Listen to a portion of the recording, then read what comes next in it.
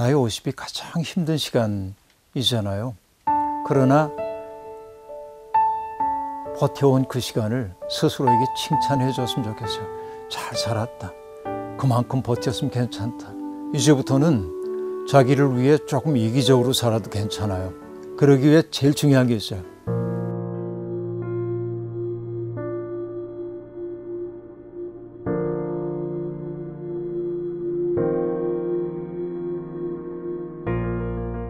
옛날에 솔제니친의 우화 가운데 나오는 이야기가 있습니다. 인간은 25년 동안에는 인간다운 운명을 살고 25년은 말처럼 일하면서 살아야 하고 25년은 마음은 있으나 몸이 안 따라가니까 개처럼 짖으며 살아야 하고 이후의 삶은 누군가에게 구경거리가 되는 삶이 돼. 이거는 전혀 나이에 대한 비웃음이 아닙니다. 어쨌든 우화 가운데 그렇게 얘기했다는 거죠.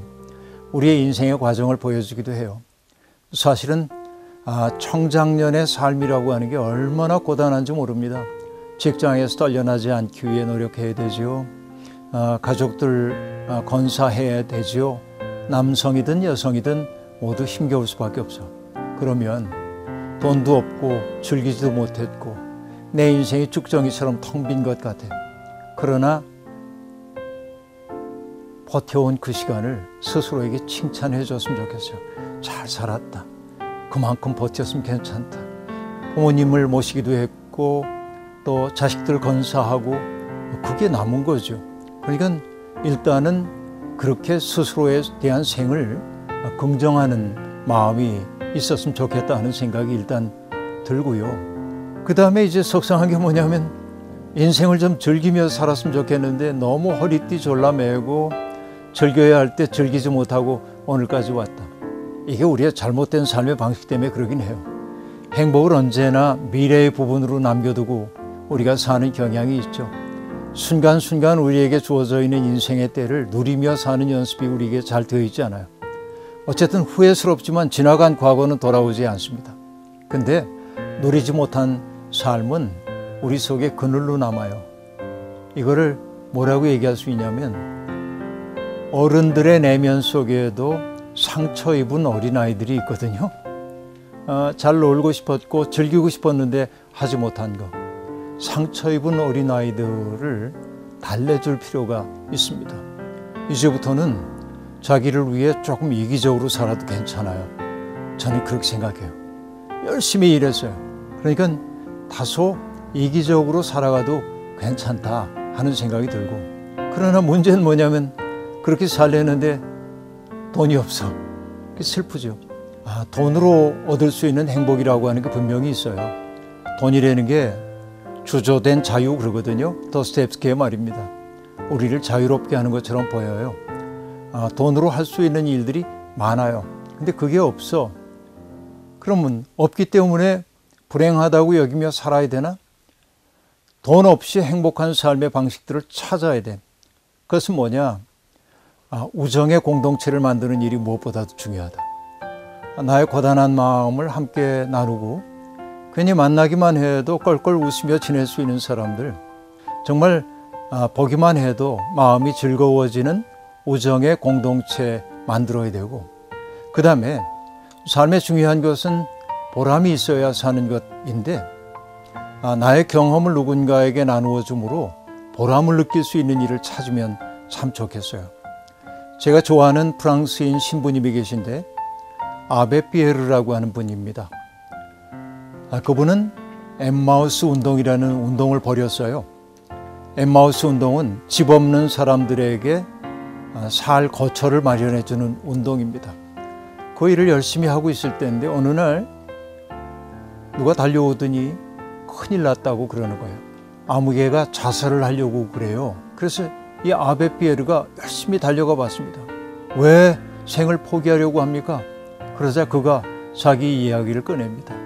어린 시절에 고아가 되었던 이야기, 고아원에서 자라났던 이야기, 성인이 되기 전에 고아원을 떠나가지고 고생스러운 삶을 전전했던 이야기, 가정을 이루어서 행복할 줄 알았는데 아내가 집을 버리고 떠나가고 빈곤 속에 처해 있는 자기의 이 처지를 생각하니까 살아야 할 아무런 이유가 없다는 거예요. 그래서 인생을 끝내려고 한다고 아베 피에르가 대답합니다. 아, 듣고 보니 정말 죽고 싶은 당신의 마음을 알겠소.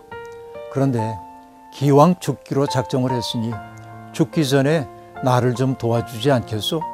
내가 집 없는 사람들을 위한 집을 지어주는 운동을 하고 있는데 당신의 도움이 필요하다고.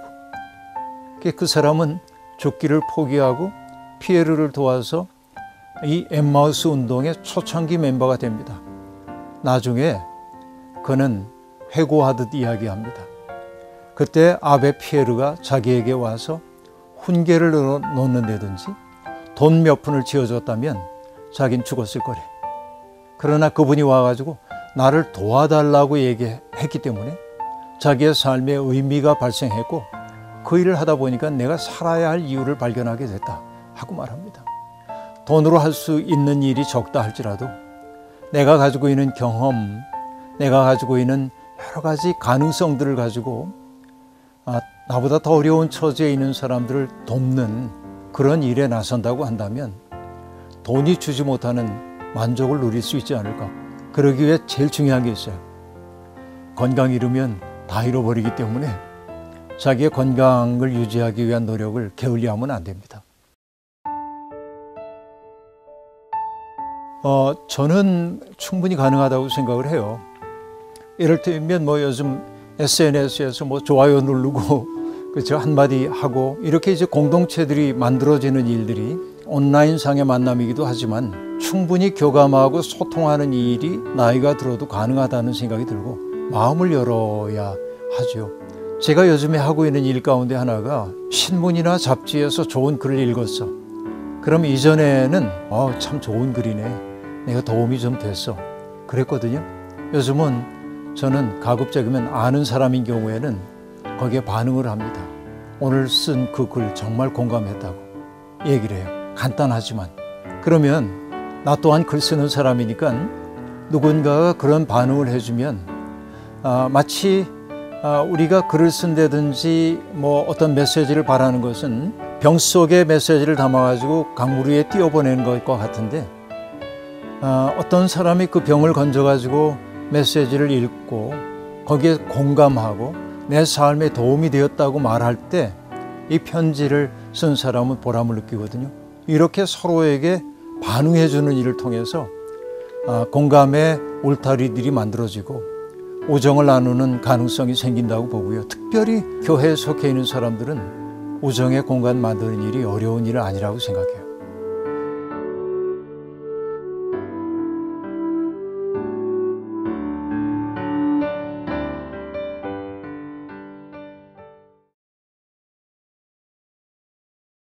잘 산다고 하는 것은 내가 지금 어떤 때를 지나가고 있는가 하는 것을 알고 그 때에 맞는 아름다움을 살아내는 것이라고 볼 수 있어요.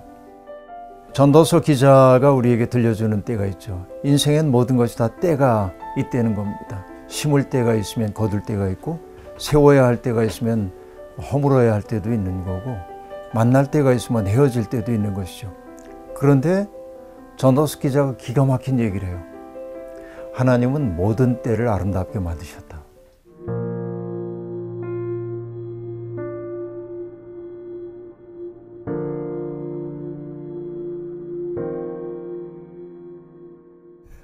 참 세월이 참 무상하죠.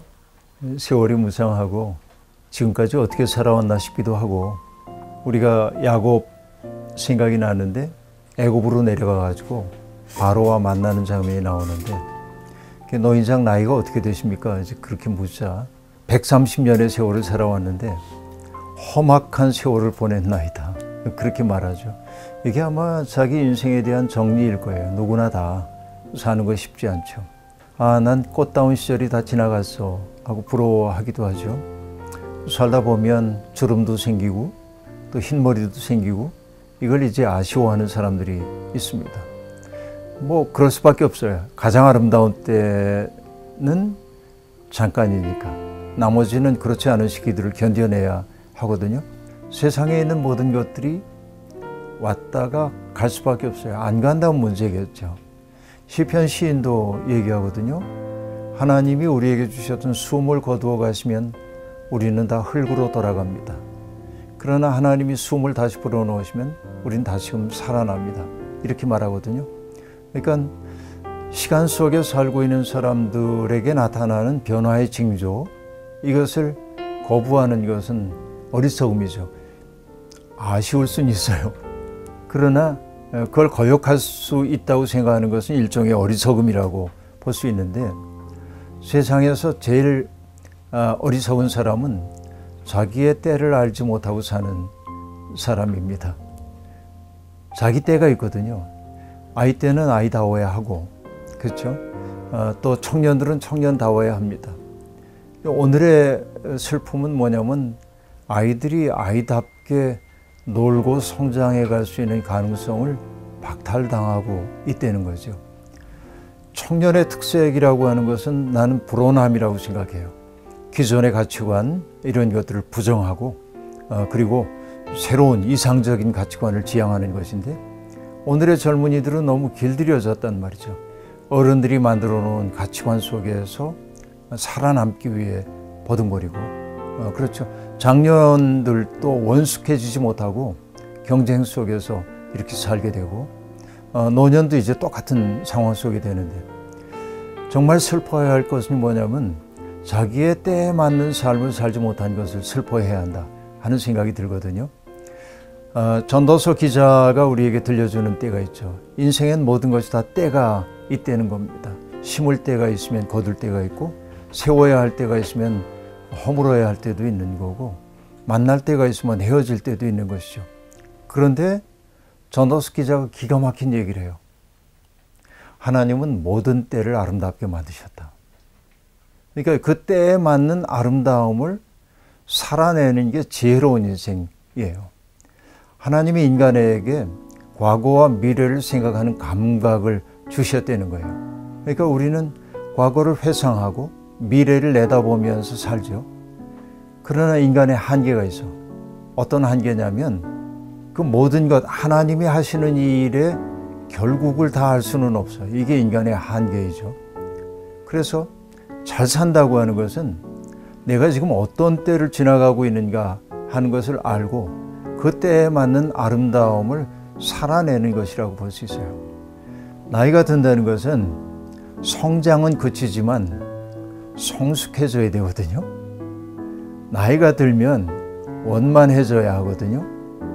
근데 나이가 들어서도 아주 까칠하다든지, 나이가 들어서도 여전히 젊은이들과 경쟁을 하려고 한다든지, 이런 경우는 굉장히 추한 모습으로 보이기가 쉽죠. 근데 어머니의 주름살을 보고 추하다고 느끼는 자식은 없을 겁니다. 어머니의 흰머리를 보고 추하다고 느끼는 자식은 없을 겁니다.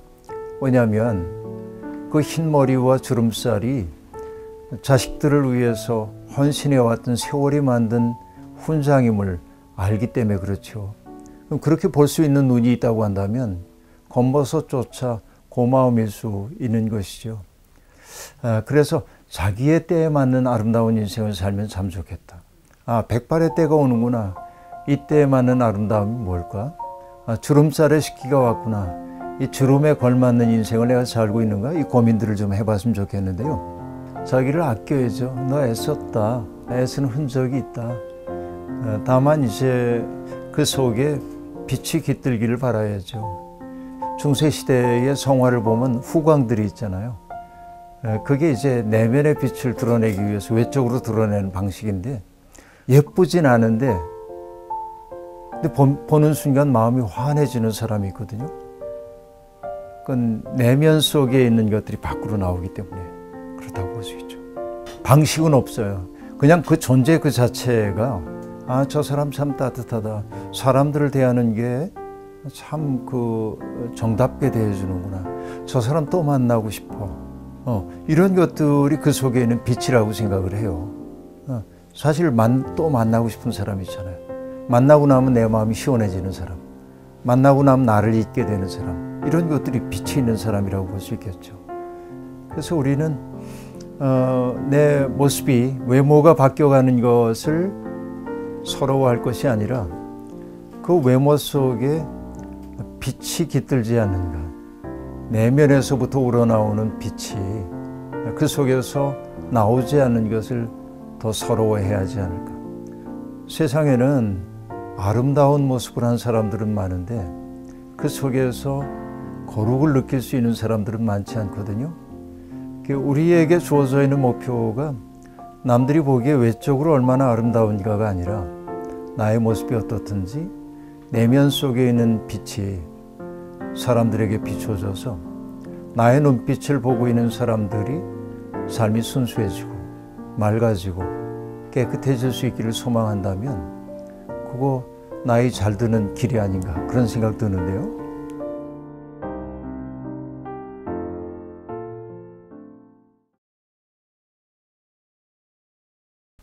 가장 친한 친구의 불행 속에는 기분 나쁘지 않은 무엇이 있다. 정말 이상한 일이긴 한데 그런 요소들이 있어요. 이게 질투라고도 볼 수 있겠는데 저 사람이 누리고 있는 행복이 왜 내게 아니지? 그런 질투심이 일어나죠. 가만히 따지고 보면 나하고 비슷한 사람에 대해서 우리가 굉장히 인색해요. 인색하면 대개는 뭐 돈을 안 쓴다든지 남에게 줄 모르는 사람들을 인색이라고 하잖아요. 근데 이건 물질적 차원이고 정신적으로 보면은 다른 사람을 인정하지 않으려는 마음, 이런 것들이 인색함이에요.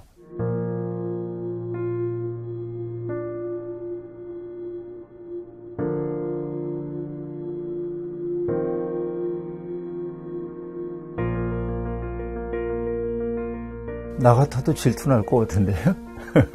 근데 질투날 건덕지가 없는 게 난 집도 없고 아무것도 없기 때문에 사실은 아주 없는 사람은 질투할 것도 없어요. 조금 있기 때문에 질투가 가능하죠.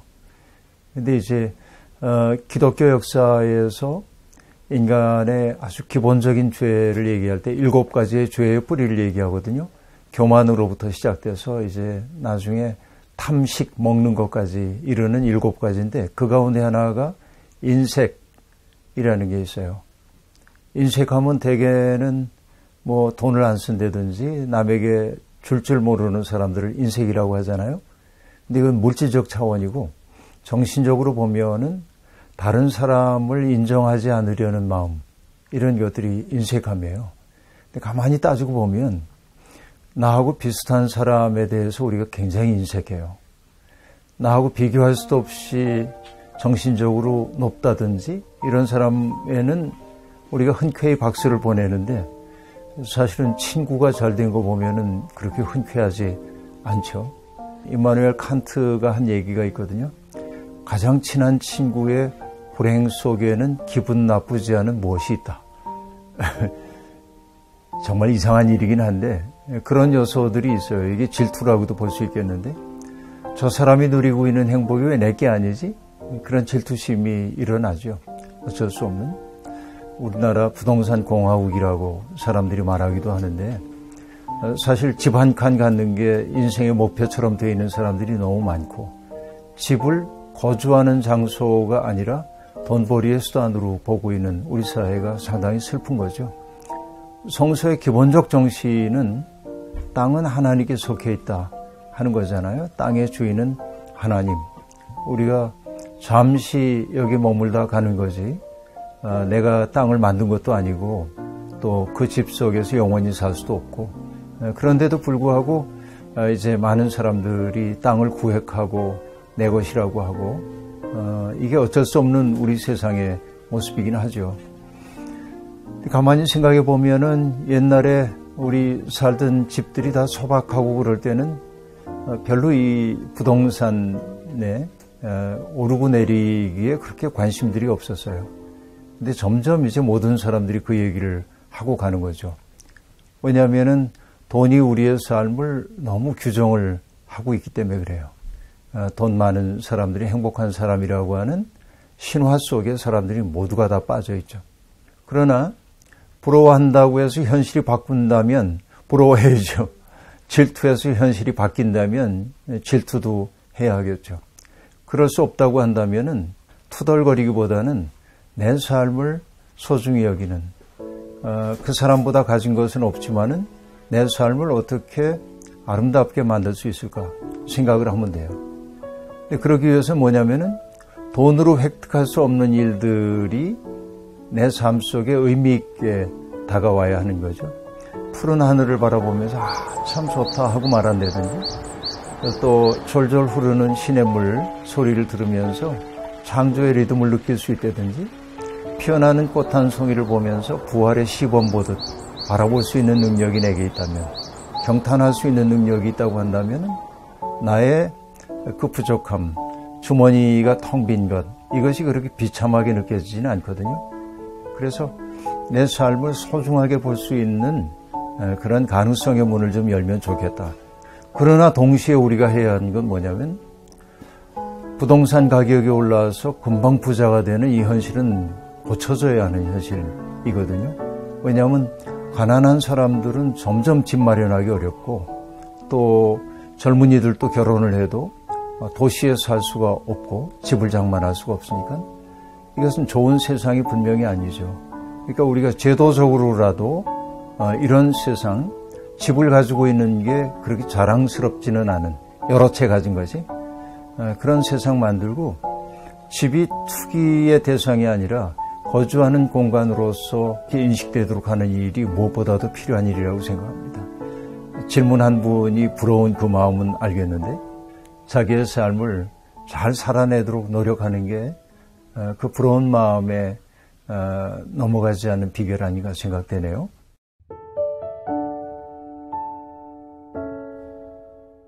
내 시야가 좁아졌구나라는 걸 자각해야 돼요. 내가 그 문제에만 골똘하고 있거든요. 군대에서 훈련 받을 때 야간에 이제 경계 훈련을 해요. 그때 교관들이 늘 하는 얘기가 뭐냐면, 뭔가 움직임이 있으면 예민하게 알아차려야 하는데 움직이는 것처럼 보여. 그때 열심히 바라보면 틀림없이 그게 움직일 거래. 그게 뭐냐면 환상이 빚어내는 거예요. 근데 그때 어떻게 하라고 얘기하냐면은, 잠시 눈길을 딴 데로 뒀다 다시 봐라. 그러니까 내 마음이 뭔가에 골똘하고 있을 때, 그게 나를 괴롭힌다 생각하면 잠시 한눈 팔아야 돼. 다른 거 쳐다보고 다른 현실을 바라보고 나면 그 문제가 그렇게 내게 있어서 본질적인 문제가 아니라는 사실을 느낄 수가 있죠. 근데 눈이 잘 안 돌려지는 게 문제이긴 한데, 그래서 중요한 것이 뭐냐면은 아픔의 현장 같은 데도 가보고, 내가 도와야 할 사람들이 있을까 자꾸 돌아보면 오히려 내 삶이 너무 사치스러운 거 아닌가 하는 느낌이 들 때도 있죠.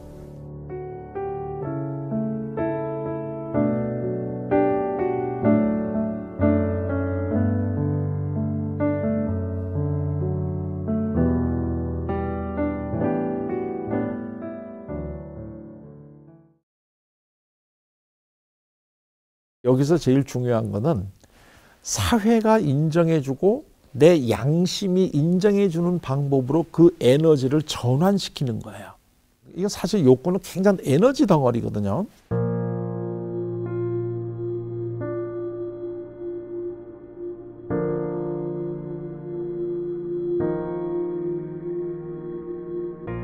안녕하세요. 저는 고려대학교 심리학과에서 30년을 공부하고 학생들하고 같이 생활한 한성열입니다.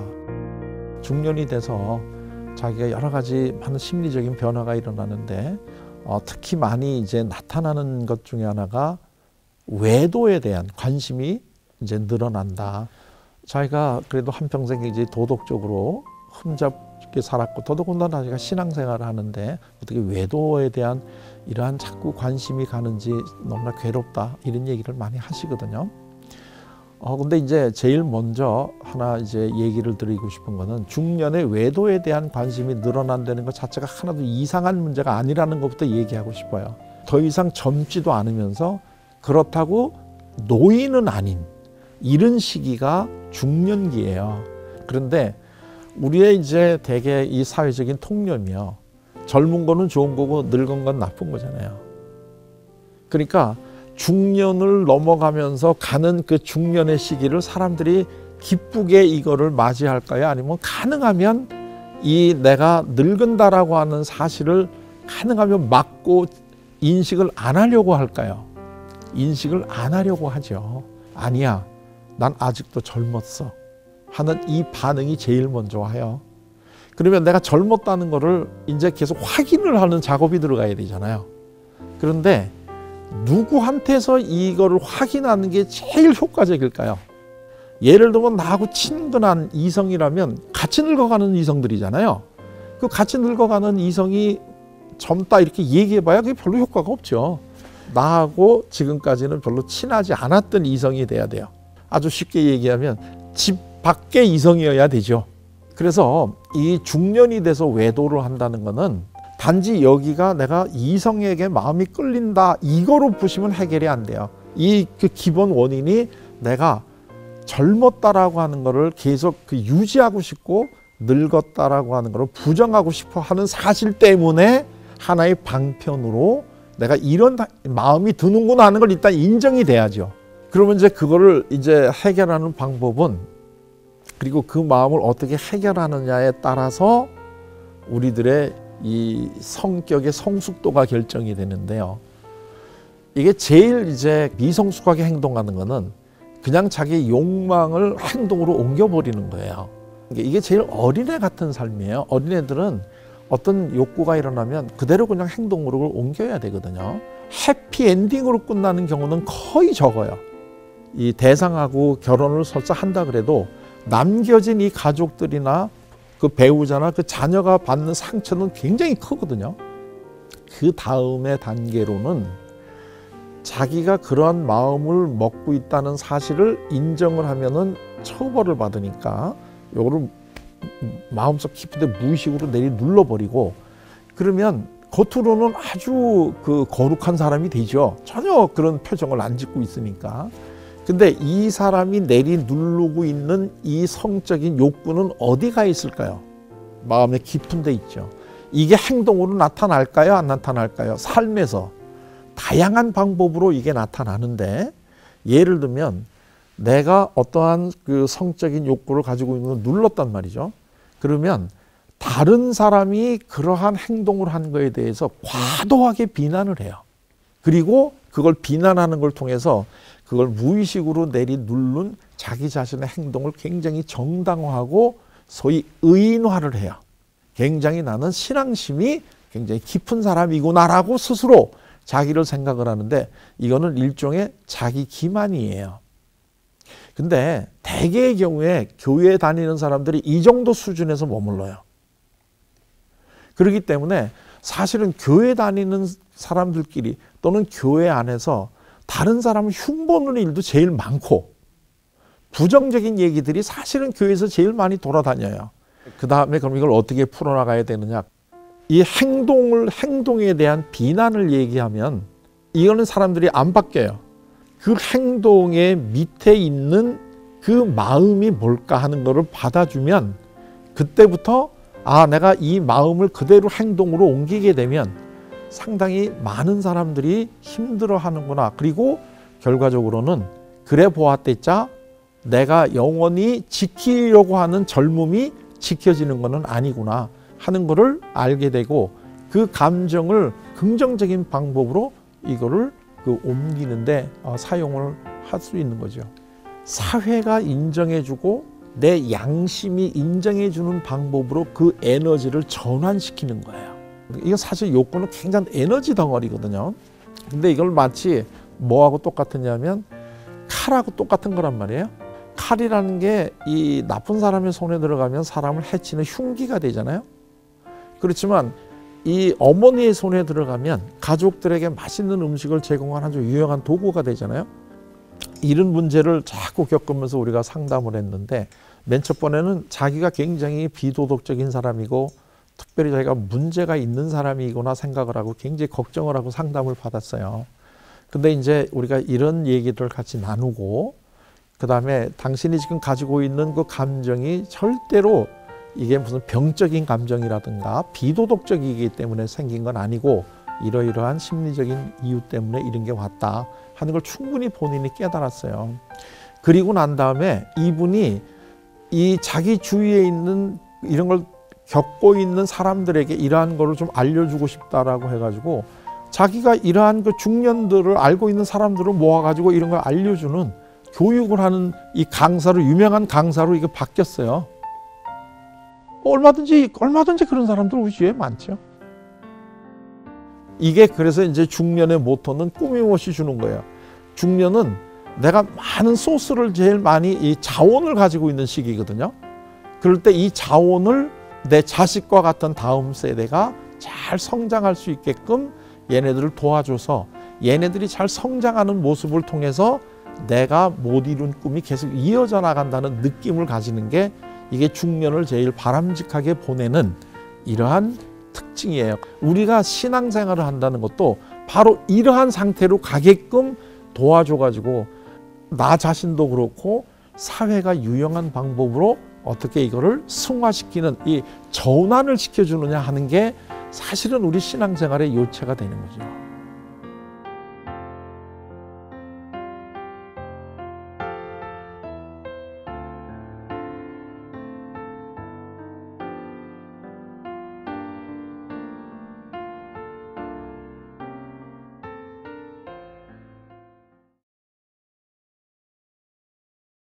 부분적으로 맞을 수 있죠. 누구에게나 부분적으로. 그게 다 맞출 수는 없고. 근데 사주 안 보더라도 그 사람에 대한 부분적 진실은 맞출 수 있어요. 누구라도.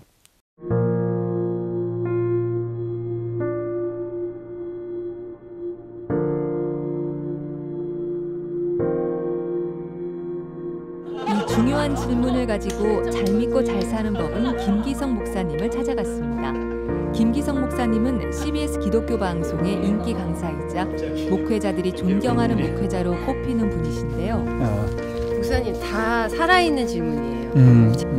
사실 나는 3번은 답이 있는지 모르겠지만 하나님 할 때 선물을 줘야 되나? 뭐 어떻게 해야 돼? 아, 그런 거 안 돼요. 선물 안 돼. 삶이 불확실하기 때문에 굉장히 곤고함을 느끼죠. 인생이 시간표대로 정확하게 진행된다면 얼마나 좋겠어요. 근데 그렇지 않으니까 내일을 기약할 수 없고, 인생이 빈곤한 것 가운데 하나는 추억할 과거가 부족하다든지 또 내다볼 기대가 별로 없다든지 그러면 인생이 힘겹게 느껴지죠. 우리 인생이 힘겹다고 느끼는 까닭 가운데 하나는 다른 사람과 나를 자꾸 비교하는 것이 우리에게 습관이 되어 있기 때문에 그래요. 저 사람은 행복한데 나는 불행한 것 같고, 저 사람은 건강한데 나는 병약하고, 저 사람은 부모들이 능력이 있는데 난 그렇지 않고. 근데 원망하고 투덜거려서 현실이 바뀔 수 있다고 한다면 자꾸 그렇게 하는 게 좋겠죠. 그러나 원망해도 투덜거려도 현실이 바뀌지 않는다고 한다면 자기의 삶의 조건을 자기의 삶으로 받아들일 수 있는 그런 용기가 필요하다는 생각을 늘 하고 지냅니다. 불확실한 삶, 누구에게도 확고하지 않거든요. 그 심정은 알겠어요. 사주팔자를 보고 싶은 마음. 그런데 봤다고 칩시다. 봐서 내 인생은 계속 어둠일 거야. 그러면 행복해지나요? 내 인생이 밝아질 거야. 그러면 내 인생이 달라지나요? 별로 달라지는 부분은 없습니다. 다만 불안한 마음에 위안을 입고 싶은 거겠죠. 믿는 사람들이라고 한다면 용기를 가져야 돼요. 자기 삶에 대한 용기. 어떤 용기냐면 하나님이 나를 이 세상에 내신 까닭은 이유가 있기 때문일 거다. 지금은 비록 이런 고통 가운데 있지만 그래도 삶에 분명히 의미가 있어. 이렇게 생각하면서 주체적인 삶을 살기 시작해야 합니다.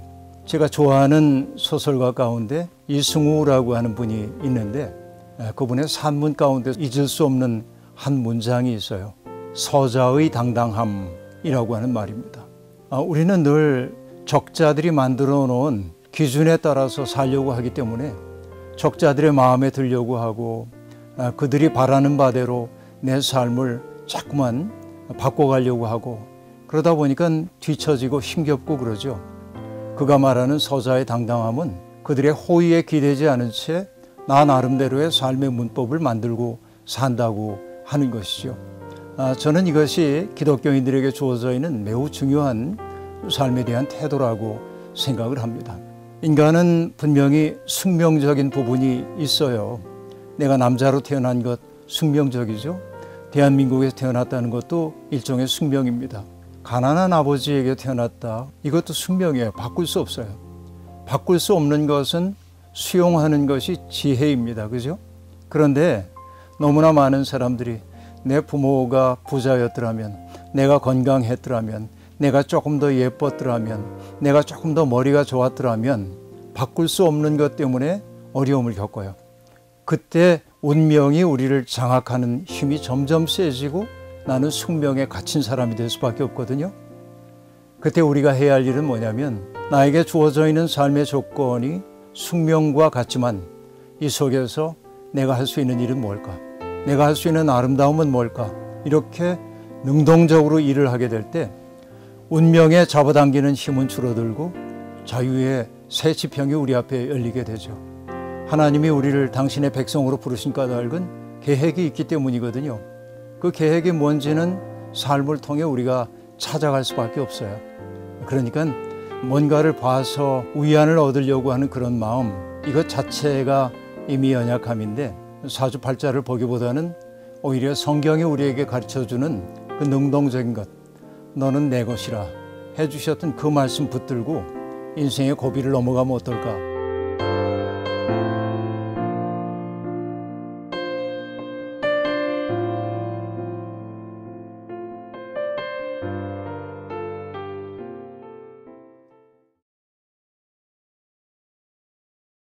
지금까지 부모에게 의존하고 지낸다는 게 그 나이 먹도록 부모로서는 속 터지는 일이죠.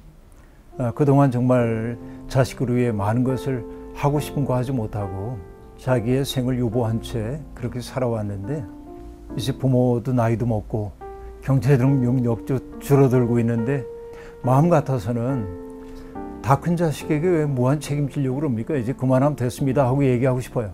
실제로 나의 경우에 내 딸아이가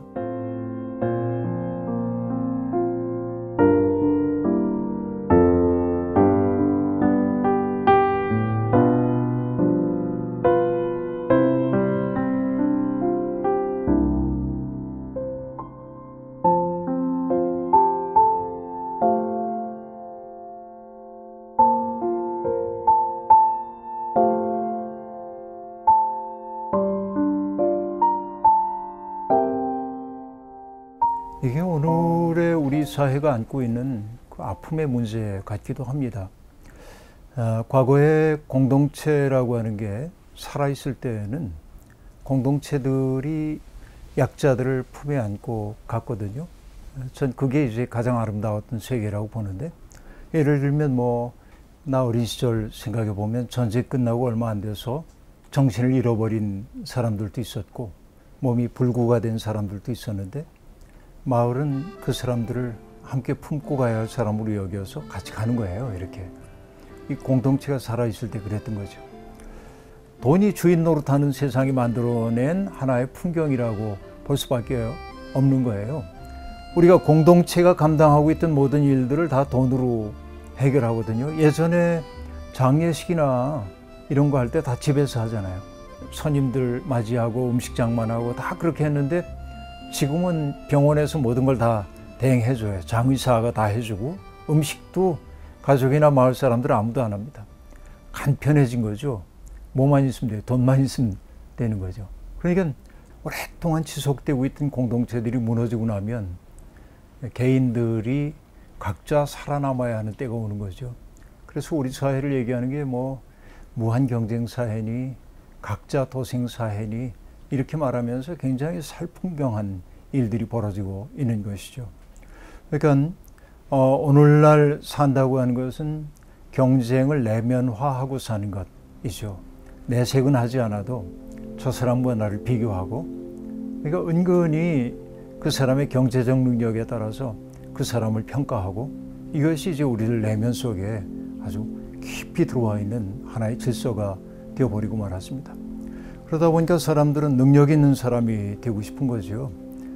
무시당하기 싫다는 그런 것 때문에 부모들조차도 자기의 자식들이 능력 있는 사람이 되기를 원하기 때문에 그동안 공부 잘해야 돼. 그래서 좋은 대학 가야 하고 또 좋은 직장 가야 되고 그쪽으로만 밀어붙였어요.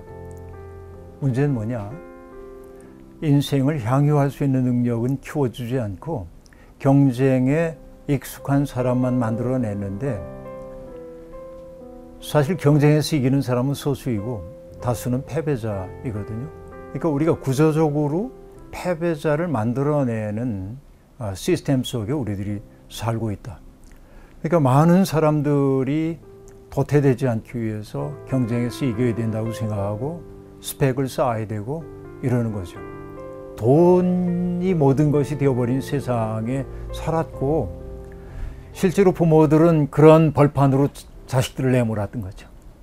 근데 자식이 내 기대만큼 되어주지 않으니까 속상해. 이 속에 막 화가 쌓이고 있죠. 게다가 자녀들이 20대 후반 혹은 30대가 되면은 부모들이 60대 이상일 가능성이 많은데 본인들도 불안하거든요. 미래에 어떻게 살아야 하는지. 근데 그 아들이나 혹은 딸을 내가 신뢰할 수 있으면 좋겠는데 자꾸 반항하고 이러니까 미운 감정이 자꾸만 쌓여가기 시작하는 거죠. 그들 부자 혹은 부녀에게 필요한 것은 둘 사이의 문제가 어디에 있는지를 놓고 허심탄회하게 이야기를 나누기 시작해야 돼요.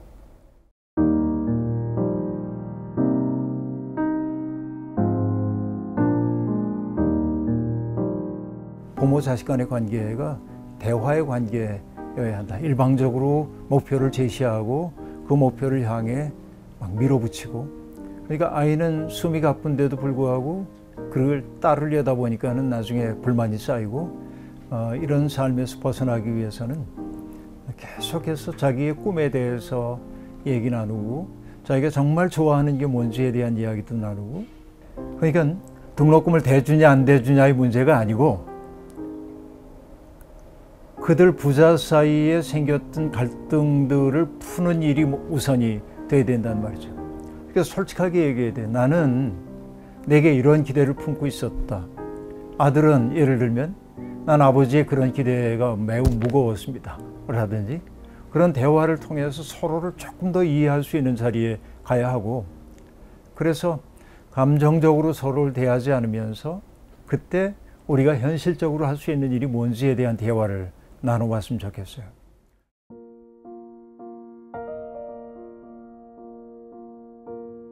아버지니까 당연히 해줘야지. 이것도 적절한 성숙한 태도는 아니라는 생각이 들거든요. 그리고 나는 젊은이들이 조금 용기를 냈으면 좋겠다 하는 생각도 있습니다. 물론 기회의 문이 그들 앞에 활짝 열려지지 않는 현실이 안타까운 것은 분명하지만은, 그렇다고 해서 늘 누군가를 원망하고 지낸다고 내 생이 새로워지진 않거든요. 그래서 원망하지 말고, 중요한 건 자기의 생을 자기가 주체가 되어 살 수 있는 연습을 지금부터라도 해야 돼요. 근데 그런 삶이 쉽진 않아요. 왜? 욕망이 평준화된 세상에 우리가 살고 있기 때문에 그렇습니다. 저 친구가 누리고 있는 건 나도 다 누려야 되거든요. 그렇지 않으면 비참해져요, 스스로. 근데 정말 그거 누리지 않으면 비참한 년가? 라고 물을 수 있어야 돼요. 그때 그거 없이도 살 수 있잖아.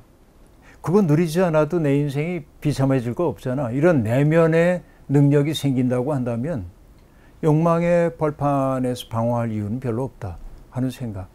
그래서 아까 향유란 말을 했습니다만, 향유는 자기에게 주어져 있는 것들을 한껏 누릴 수 있는 능력일 텐데, 꽃 한 송이의 신비 앞에 멈춰 설 수 있는 사람, 흘러가는 구름을 바라보면서 자기의 인생을 생각할 수 있는 사람, 흘러가는 강물 바라보면서 마음이 시원해지는 사람이라고 한다면, 굳이 남들이 다 누리는 보편적인 것 누리지 않아도 괜찮거든요. 그래서 우리 사회가 우리를 만들어냈던 주형의 틀 같은 것들이 있어요. 그 틀 속에 내가 머무는 한 삶은 언제나 고단할 수밖에 없겠다. 그래서 그 틀 밖에서 사고할 수 있는 능력이 내게 있는가? 신앙이라고 하는 것은 사실은 다른 삶이 가능하다라고 하는 사실을 일깨워주는 것이거든요. 그러니까 없이 살 수 있는 거예요. 이건 인생의 필수품이야 하고 사람들이 얘기할 때 나는 없어도 괜찮아. 이렇게 얘기할 수 있으면 그게 나를 규정하는 힘이 사라지거든요. 난 자유로운 공간이 생기는 거죠. 그래서 그 아버지와 아들이 허심탄회한 대화를 통해서 서로 속상했던 거 다 얘기하고 난 이것 때문에 가슴 아팠다고 서로 얘기하고 그래서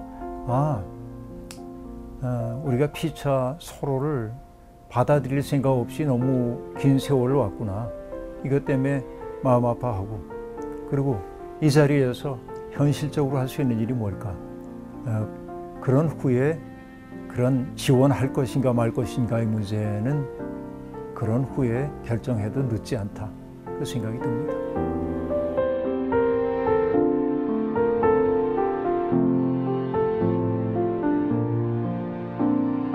지금 우리 사회적 환경이 젊은이들을 그렇게 벌판으로 내몰기에 적절치 않은 환경이기도 해서 나의 경우에 내 딸아이가 유학을 가 있을 때 생활비도 벌어야 되고 방값도 벌어야 되고 장학금 받는다고 해도 부족한데 아버지가 조금 후원해주면 수월했을 텐데 대학 졸업할 때까지 내 도왔으니 이제 후원은 끝이다. 그래서 딸을 내팽개쳤던 적이 있는데 지금은 약간 마음이 아파요. 마음 아픈 까닭이 있어요.